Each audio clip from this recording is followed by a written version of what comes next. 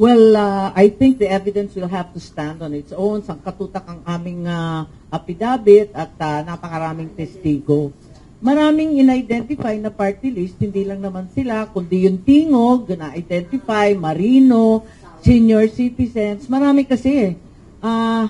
Pasensya lang, bato-bato sa langit, ang tamaan wag magalit, dahil ito lang yung mga taong nagsasalita, hindi naman ang galing sa akin. Wala naman akong inaakusa, wala naman akong inaaway, magkakaibigan tayo lahat. Wala akong magawa sa lumalabas sa hearing. Testimonies only, no evidence yet ng may mga... Well, there's evidence in the sense that yung mga iba't ibang mga coupon na pinamigay, kasi very organized meron silang mga formularies, yung mga form, sinoli nila, dala-dala nila yung form kasi gusto nilang i-withdraw.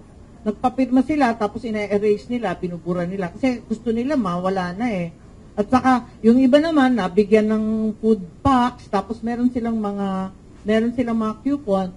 Doon sa Davao, iba, kada distrito.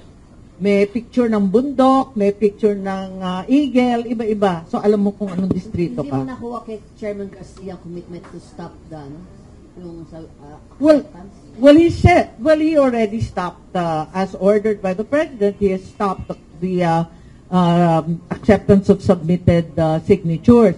But the question remains, there are millions of signatures already with the COMELEC, already accepted. So, that's the question. Aanhin yun? Ibabasura ba yun? Sabi niya, hindi, andun lang. Kapag andun lang, pwede pang gamitin yan sa mga susunod na PI. Wala namang expiry date yung mga permang yan. Sabi niya, oo, pwede pang gamitin. So malayo pa yung 2025, malayo pa, mas lalong malayo yung 2028. Pwedeng i-recycle, upcycle yan. Ang akin, hindi ba dapat isoli sa tao yan? Basura yan, sunugin yan, or something, di ba? I-recycle yan, itapon na muna yan.